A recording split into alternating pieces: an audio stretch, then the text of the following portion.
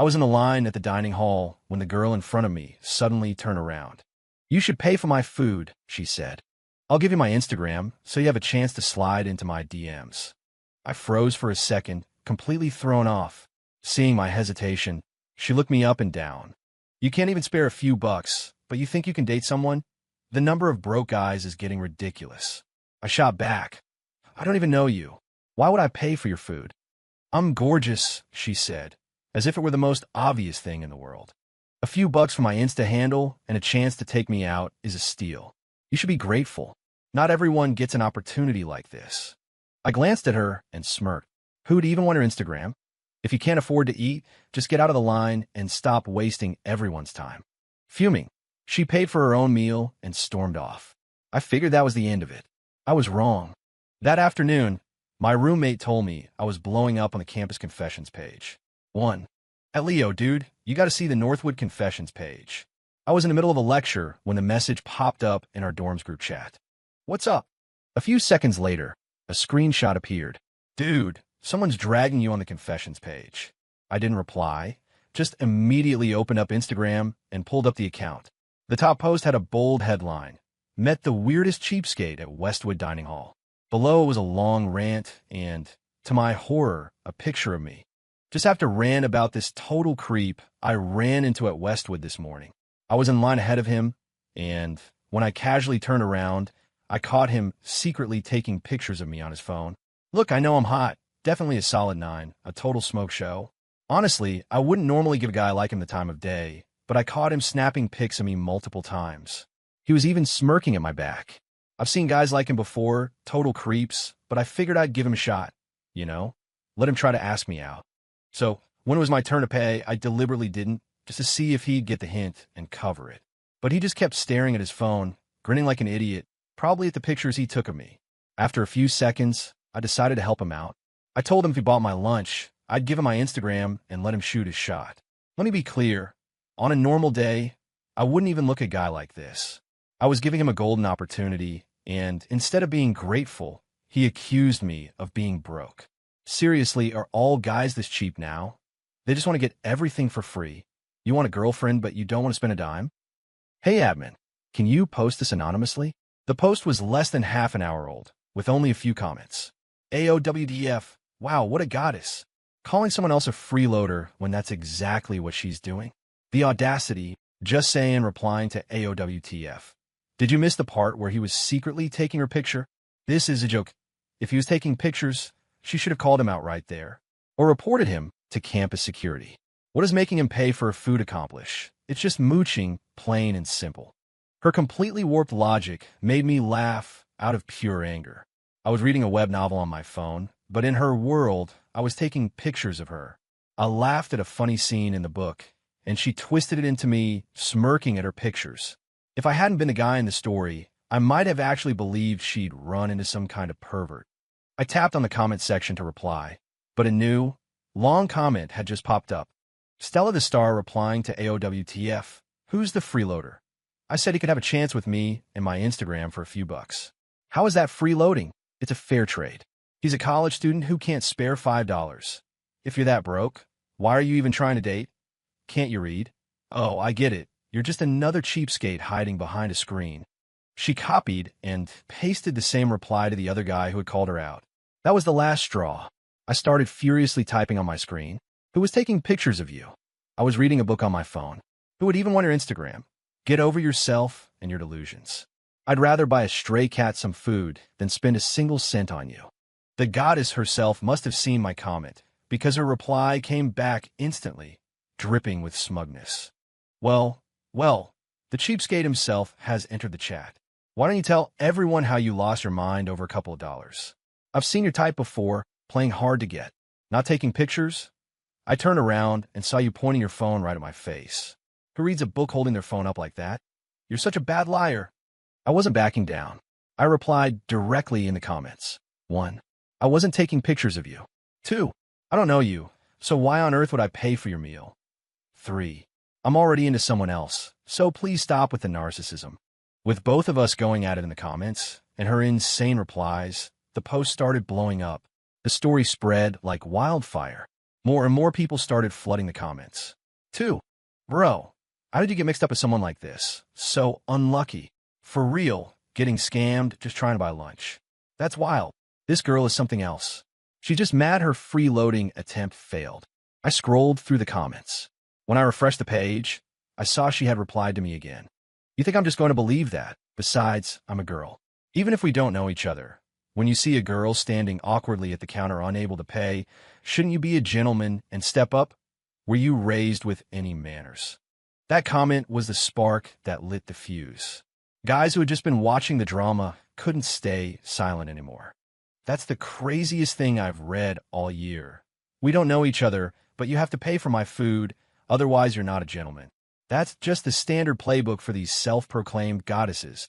So, just because she's a girl, a guy has to pay for her. A guy she doesn't even know. Careful what you say, man. Not all girls are like that. This goddess replied to every single guy who challenged her, one by one. Her replies were filled with such twisted logic that they left the entire comment section stunned. Even some other girls couldn't stand it anymore and told her to stop replying, saying she was embarrassing them. I had anatomy class that afternoon, so I couldn't waste any more time on it. When I got back to the dorm that night, my roommate pulled up the post for me to see. I found out that the girl had spent the entire afternoon arguing back and forth with people in the comments, racking up over 500 replies. My roommate was laughing. This girl is unreal. She took on like 50 people by herself. Then he looked at me, wiggling his eyebrows. She said she's hot, a total smoke show. So spill it, man. Is she actually good looking? I was speechless and just shot him a glare. Honestly, I had been so absorbed in my novel that I barely looked at her face. I had no idea if she was attractive or not. I didn't have time to joke around with him. After a quick shower, I still had a lab report to write. As a pre-med student, I was drowning in reports and had no time to keep up with online drama. Later, I heard from my roommate that the post had gone viral on campus, with over 1,000 comments. I just shrugged it off. Then came another brutal Monday, with classes running until 10 p.m. That morning, I went to Westwood Dining Hall as usual to grab a breakfast burrito. The place made the best ones on campus, and it was my go-to. As I got to the counter, a girl shoved me hard from the side. Caught off guard, I stumbled and nearly fell flat on my face. After I steadied myself, I turned to see a girl glaring at me viciously. You denied it last time, but now I've caught you in the act, she shouted. With all these students as my witnesses, give me your phone. She lunged for my phone. I dodged her, keeping it out of her reach. I searched my memory for her face, but came up blank. Furious that she'd missed, the girl started making a scene. Everyone, come look. We've got a creep taking secret pictures right here. He got caught, and he's still denying it. He did the same thing to me last time. I let him off, but here he is doing it again. Hearing the commotion, students nearby started to gather around, looking over to see what was happening. Many of them started whispering and pointing at me. Whoa, a real-life creep. So gross. If you like a girl, just ask her out like a normal person. Exactly. Guys like this are the worst. I bet his phone is filled with pictures of other girls he's secretly taken. A girl with bangs stepped forward, her voice filled with righteous anger. Hey, this isn't just about her. We could be victims too and not even know it. Make him show us his phone. I saw him just now, holding his phone up. He probably took pictures of more than just one person. Yeah, let's see the phone. The crowd grew larger, and more people started demanding to see my phone. The girl who started it all saw that she had the crowd on her side. She glared at me, a flicker of triumph in her eyes. This isn't the first time I've caught him. Last time, I was nice enough to offer him my Instagram if he just bought my lunch, and I would have let the whole picture thing slide. But not only did he refuse to pay, he insulted me for being broke. Her speech immediately jogged my memory. She was the one who had gone on that unhinged rant on the confessions page a week ago. My buddy behind me whispered in my ear, "So that's the goddess who put you on blast?" She said she was a total smoke show. She looks pretty average to me. I jabbed him with my elbow, making him wince. Only then did I turn back to the goddess and reply coolly. I remember making it very clear in the comments. I wasn't taking pictures of you. And at the time, you demanded I pay for your food. I don't know you, so why would I? That confessions post had gone so viral that many people in the crowd had seen it. My words made them gasp as they realized she was that same person. Even the girl with the bangs who had been backing her up now looked uneasy. Clearly, she was one of the many who had read the goddess's mind-bending comments. "But you did take my picture. You owe me for that. Is a few dollars really too much to ask?" The girl with the bangs, seeing her chance, chimed in, "Yeah, you can't just go around doing that and think you can get away with it." The goddess looked smug. "Just hand over the phone quietly, and maybe I'll let this go." I couldn't believe people like this actually existed. The two of them were working together, twisting the narrative to turn her freeloading into some kind of justified compensation for a crime I didn't commit. Some guys in the crowd started trying to mediate. "Dude, just show them your phone." "Yeah, man. If there's nothing on it, they'll have to apologize to you." More and more people were staring, their eyes fixed on my phone. I knew if I refused now, it would be an admission of guilt. If this blew up and the university got involved, I could be expelled. No amount of explaining would save me then. It was better to clear my name right here, right now. "With all these people watching, you're baselessly accusing me of being a creep. You're damaging my reputation. This creep label could stick with me forever," I said, my voice firm. "I won't make this difficult. If my phone proves I didn't take any pictures of you, you both apologize to me. Publicly." The girl with the bangs stiffened and glanced at the goddess. The goddess looked at me with a defiant smirk. "An apology? Fine. But I know what I saw. You were holding your phone up. What else could you have been doing?" Reassured by her confidence, a girl with the bangs relaxed, a smug look returning to her face. "Great," I said loudly. "Then I'd like everyone here to be a witness." They agreed to apologize if they're wrong. I was still furious about her post on the confessions page. This was my chance. The two girls nodded confidently, sure of themselves. I unlocked my phone and opened the photo gallery. The students nearby crowded in, their eyes glued to my screen. The gallery was clean. No secret photos, and certainly none of her. The smug look on her face vanished, replaced by panic. How is that possible? The goddess snatched the phone from my hand and started scrolling frantically through my camera roll. All she found were pictures of lecture slides and stray cats. "No, you definitely took them. I saw you." She scrolled all the way to the end, but there was nothing. Not giving up, she opened a recently deleted folder. It was empty too. The girl with the bangs who had been backing her up was now pale with anxiety. The goddess pointed at me, her voice shrill. "You must have deleted them. I clearly saw you holding your phone up." Her friend, as if grabbing onto a lifeline, quickly recovered. "Right, I saw it too. He was holding his phone up the whole time. If he wasn't taking pictures, what was he doing?" I snatched my phone back. Seeing that they were still clinging to their story, I had no choice. I opened a file and showed them the doctor's diagnosis. "This is from my doctor's visit 2 weeks ago." I held the screen right up to their faces. "The doctor diagnosed me with chronic neck strain. He told me I can't look down at my phone anymore. That's why I have to hold it at eye level." After they saw it, I showed the diagnosis to the students around us before putting my phone away. Holding my phone at eye level to read a book means I'm taking your picture. Laughing at a funny part means I'm laughing at pictures of you and that I'm secretly in love with you. Please, get over your delusions. Finally, I turned to the girl with the bangs. "Next time, be more careful about who you stand up for." The goddess was seething, her face bright red. She stared at me, speechless. The other girl, blushing with shame, mumbled an apology and ran off. But the goddess wasn't done. She pointed a finger at me and screamed, "You definitely deleted them. You creep. You're a coward who can't even admit what you did. Just a loser hiding behind a screen with your sick fantasies." "Jerk!" She spat in my direction. "You think some stupid doctor's note clears you? I'll find proof. You'll see." With that, she turned and stormed away. The crowd started murmuring. Wow, some girls are just on another level of narcissistic. Seriously, the proof is right at her face, and she still won't admit she's wrong. My friend clapped me on the shoulder. "Dude, you've really got a stalker on your hands now. Based on what she just said, this isn't over." For the first time, I truly understood the danger of just messing around on your phone in public. I had no choice but to take things one step at a time. I was swamped with classes and didn't have time to think about her. On Wednesday, I had no morning classes. After finishing up a couple of lab reports, I headed to the dining hall for a late breakfast. The moment I stepped out of my dorm, I noticed people were giving me weird looks. Downstairs, some of the guys' girlfriends shot me looks of pure anger. I brushed it off, thinking they must have mistaken me for someone else. At noon, right at the peak of lunch rush, all the shared bikes downstairs were gone, so I had to walk to Eastwood Dining Hall, which was closer.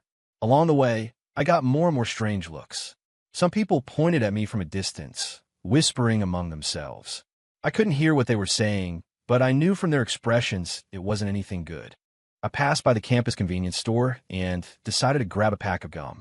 Before I even walked in, I heard a group of girls talking. I swear it's him. I just compared him to the picture on the flyer. This is a huge deal. Has anyone reported it to the university? My boyfriend is in the same department as him. He said the guy is a top student, always #1 in his class, and is practically guaranteed a spot in the med school program. I can't believe he has this kind of hobby. It's not a hobby, it's sick. It's disgusting. The moment I stepped into the store, they all went silent and shot me dirty looks. I bought my gum and left as quickly as I could. They had to be talking about me, about the incident from the other day, but it had already been cleared up. We had that whole scene at Westwood Dining Hall. It didn't make sense for people to still be talking about it like this. Something was different today. That's him, one of the girls said from behind me. I looked up and saw a group of students gathered around a tree up ahead. As I got closer, I saw a white piece of paper taped to the trunk. It had a picture of me, my official student ID photo, and a long block of text describing how I secretly take pictures of girls and how I weasel my way out of it when I got caught. It didn't take a genius to figure it out. Based on how everyone was reacting, these flyers must have been plastered all over campus. Wow, so there really is a creep on campus. Damn, if the school doesn't do anything about this, that's messed up. Suddenly, my phone rang. The people who had been whispering saw that I was standing right behind them, and they shut up and scattered. It was my academic advisor. My stomach dropped. I barely ever saw her in person. A phone call could only mean trouble. Hello, Ms. Evans. Is this Leo Clark? I need you to come to the department office. Now, I agreed immediately. After hanging up, I skipped lunch and headed straight there. When I opened the door, Ms. Evans was waiting for me. Ms. Evans, what's going on? I asked. I was the top student in my year. We had met last semester when she told me to start preparing my application for the early admission med school program. She got straight to the point. Leo, what is going on? This morning alone, the department has received over 100 anonymous complaints about you. The dean called me personally and told me I had to talk to you. They say you've been secretly photographing female students on campus. She narrowed her eyes, her expression dead serious. I didn't do it, I said immediately. I pulled out my phone and showed her the doctor's note. I've been having some neck issues recently. My doctor told me not to look down for a while, so I have to hold my phone at eye level. After she read the note, her tense expression finally softened. Okay, good. This has gotten out of hand. It could seriously impact your med school application next semester. The entire campus is talking about it. You need to find a way to handle this. I promised her I would. Back in my dorm, I thought about what she'd said. She wanted me to handle it quietly. I got a few of my friends together, and we spent the afternoon combing the campus, tearing down every flyer that girl had put up. But that was just the first step. Every time I thought about that girl, a headache started to build. She was clearly not someone who would back down easily. But I had no choice. My med school dreams were on the line. After asking around, I found out she was a sophomore in the design department named Stella Davis. I found her on Instagram and sent a follow request. It took over a dozen tries before she finally accepted. Hi, can we talk? I messaged her. She replied almost instantly and agreed to meet. That I didn't expect. That night, we met at the agreed-upon spot. Stella went to the boba shop next door and ordered a drink. I quickly stepped up to pay for it, and we found a table.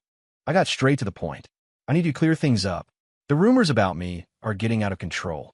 I didn't take any pictures of you, and you saw my phone. This is affecting my chances of getting into med school, so I really need you to set the record straight. Stella scoffed. Someone like you getting into med school. What a waste of a spot. She rolled her eyes. I took a deep breath. I'm serious. I didn't take your picture. Can you please stop accusing me? My acceptance into this program is everything to me. Accusing you? I saw what I saw. More than once. Her tone shifted. Fine. You want me to forgive you. You have to make a public apology to me, and you'll pay me $30,000 for my emotional distress. Hearing that, I snapped. Are you insane? Apologize to her. That would be the same as admitting I did it. And paying her $30,000 for emotional distress. She might as well just rob a bank. Seeing my reaction, Stella dropped the act. "So now the creep has a problem with it?" she yelled, trying to bribe me behind the scenes after acting all innocent. "I won't let a scumbag like you get away with this." Her shout drew the attention of everyone around us. When they saw my face and heard her outburst, they immediately put two and two together and started whispering about me. I pointed at Stella, my face flushing with anger. "That's bullshit. You're the one who demanded money. This is extortion." "Who's extorting who?" "You're the one who asked to meet me, who wanted to talk." I wasn't going to let her control the narrative. I pulled out my phone and hit play on a recording. I had a feeling this might happen, so I had started recording the moment we sat down. Stella's voice came through the speaker, loud and clear. "Fine. You want me to forgive you? You have to make a public apology to me, and you'll pay me $30,000 for my emotional distress." When the people around us heard her demand for $30,000, they gasped. For college students, that was a massive amount of money. The way they looked at Stella completely changed. One of the guys who had been watching spoke up. "You keep saying he took your picture, but you haven't shown any proof. Anyone could just make stuff up." A girl nearby quietly agreed. "Yeah, if you really did it, why not just call the cops?" "Exactly, why not report it, but you'll ask for 30 grand. Hearing this, Stella started getting desperate. "I'm doing this for all the girls on campus. What if he takes pictures of you next?" Another girl shot back loudly. "You need to show some proof. If you're really doing this for us, you should go to the police." "Yeah, call the cops," a few others chimed in. Stella glared at me. "Don't worry," she seethed. "I'll be reporting you soon enough." She turned and left. The crowd slowly dispersed. I knew then that my chances of getting into that med school program were completely shot. I had wanted to de-escalate, but seeing her twist the truth like that, I just couldn't hold back. Back in my dorm, I kept replaying the scene in my head, cursing myself for being so impulsive. Things were quiet for 2 days. That night, my roommate came back to the dorm, furious. "Leo, I want to have your back, man, but this girl is just completely out of line." I looked at him confused. "What happened?" He frowned and pulled out his phone, opening up TikTok. "See for yourself." I took the phone and pressed play. It was Stella. She was holding up her student ID to the camera. "I am formally reporting a student at Northwood University, Leo C., from the class of 2025 in the pre-med program for secretly photographing female students on campus. The university is covering it up and refusing to take action." The video already had thousands of likes. The comments were brutal. "They're not even going to do anything about this scum. Isn't Northwood supposed to be a top-tier school? And they're protecting a pervert. Get this creep expelled. If we don't speak up today, the next victim could be one of us." I stand with this girl. Expel the creep. Thanks to Stella's carefully edited narrative, I had become a monster online. People were spamming the university's official accounts, demanding my expulsion. My roommate couldn't stop ranting. "You have no idea, man." Because of that video, the school's official accounts got completely flooded. Thousands of people are tagging us. The administration had to call an emergency meeting. They're all scrambling to do damage control. My roommate helped run the university's official TikTok account, which usually just posted motivational videos. He'd never seen anything like this. "This girl has to be crazy. Why is she so obsessed with you? I bet your advisor is going to call you any second now." As if on cue, my phone rang. It was her. Ms. Evans's voice was sharp. "I told you to handle it." "How did you handle it?" "The entire university leadership is in a meeting right now because of you too." She told me to apologize and pay her thousands of dollars in damages. I said calmly. "But I didn't do anything wrong. If I apologize, isn't that the same as admitting I did it?" There was a long pause on the other end. Finally, Ms. Evans asked, "You're absolutely sure you didn't take any pictures?" "I'm sure." I could almost hear her sigh in relief. "Okay. In that case, don't do anything else. The university will handle this." The next day, several online news accounts picked up the video. The story about me being a campus creep blew up even more. The university's social media accounts were getting thousands of mentions an hour. It got so bad they had to disable the comments. My roommate came back to the dorm every night looking exhausted and would give me the latest update. That girl is relentless. The university has sent her multiple warnings, but she refuses to take the video down. It's like talking to a brick wall. She's just fixated on destroying you. These past few days, my roommate had been coming back later and later, so tired he'd start snoring the second his head hit the pillow. That night, as he was complaining about the situation, I spoke up. I have a recording. I don't know if it'll help.